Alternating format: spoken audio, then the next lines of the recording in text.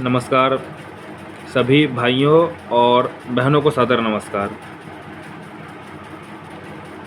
आज मेरा यहाँ पे एक बात को मैं उठाने जा रहा हूँ, आदमी के जीवन का महत्व। सभी आपको पता है कि जितने भी जीव है, प्राणी हैं, उन सभी में सबसे आगे हम हैं, मतलब सबसे ऊपर हम हैं। तो क्या हमारे जीवन का महत्व उन सब प्राणी से ज़्यादा हो गया? तो इस बात का तो मतलब अगर आप ध्यान से सोचें तो ऐसा नहीं है।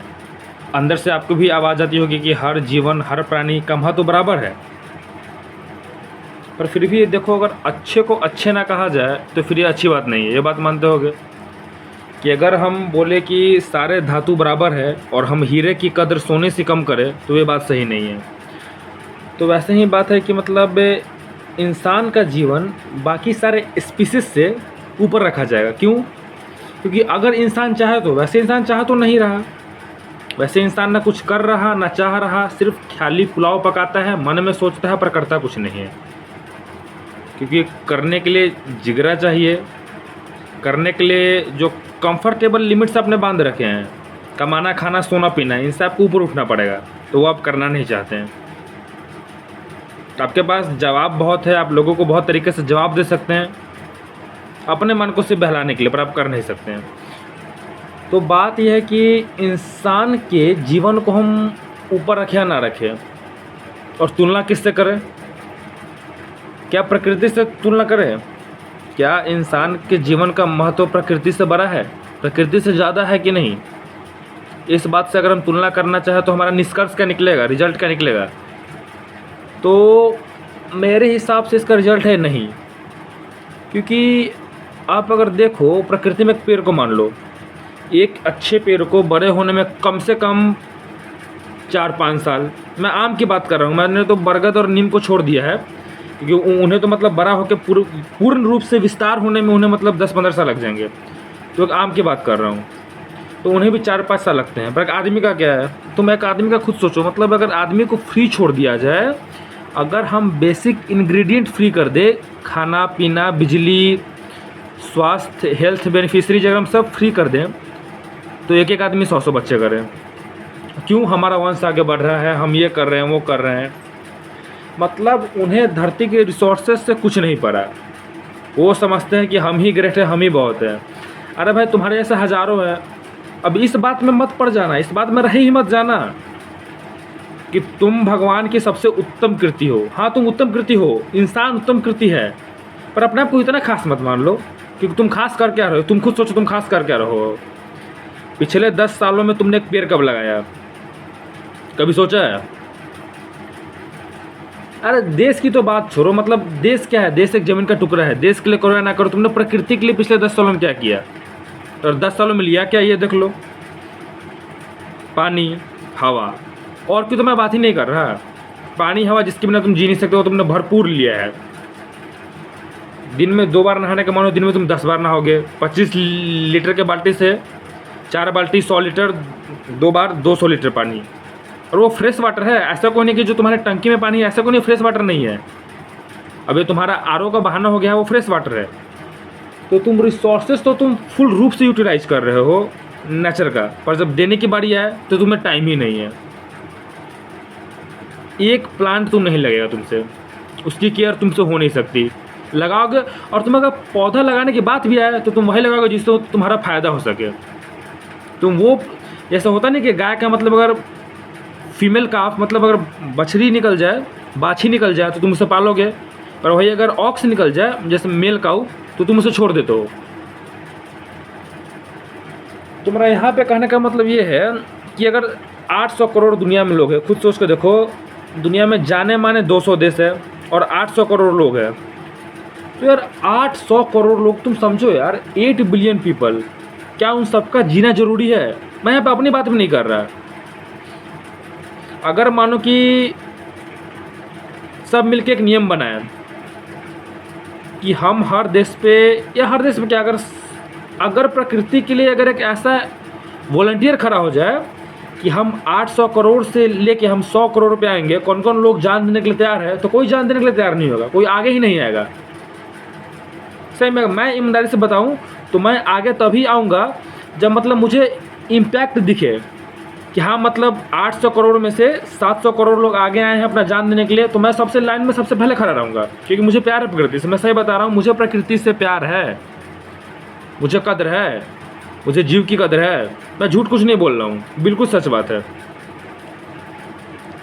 तो मेरा कहने का मतलब ये है कि अपनी जान को उतना महत्व मत दो। अगर तुम कुछ कर नहीं रहे हो प्रकृति को सुधारने, देश को सुधारने, सोच को सुधारने के लिए, अगर तुम कुछ कर नहीं रहे हो तो अपने जीवन को उतना मतलब बढ़ावा मत दो, मर जाओ।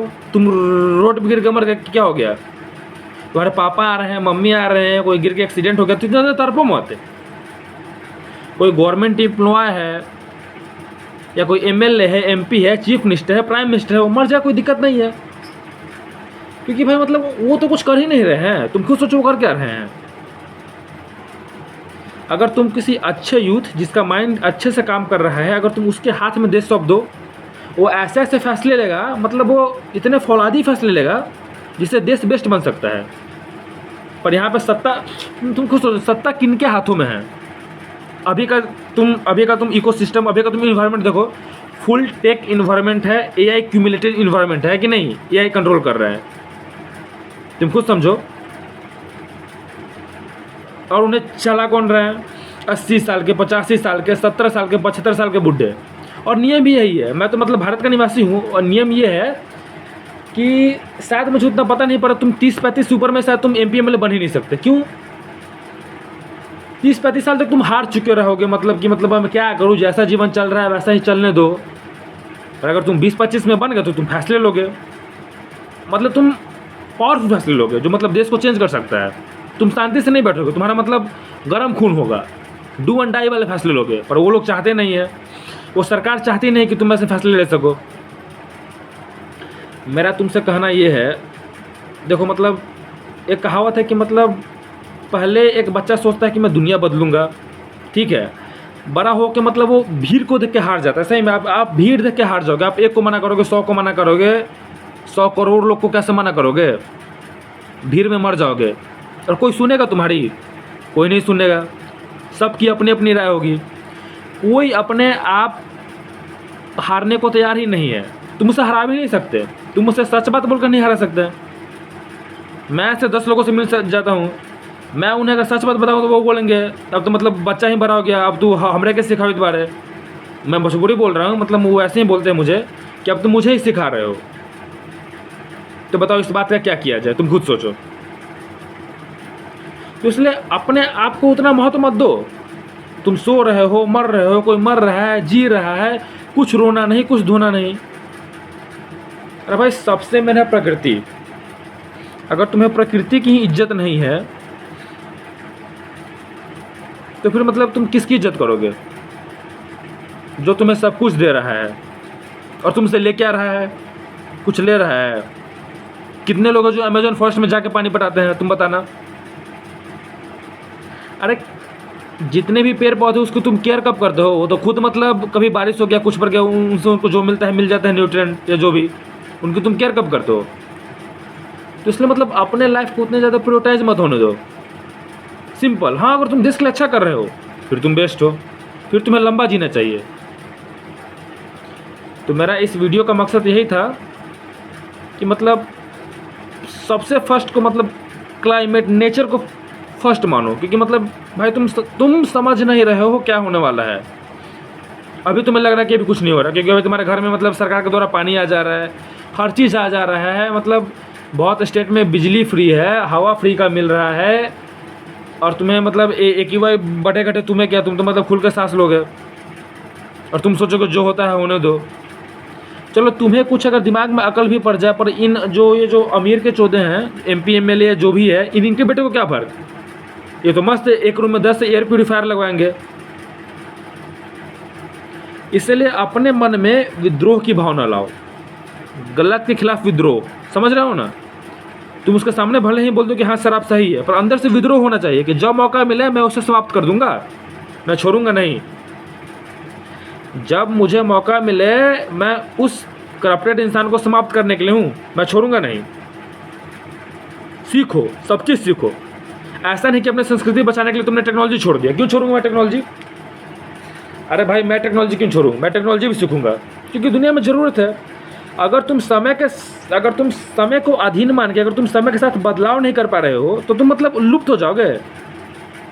संस्कृत जैसी कोई भाषा थी, उल्टा सीधा किसी भी तरीके से बोल सकते हैं।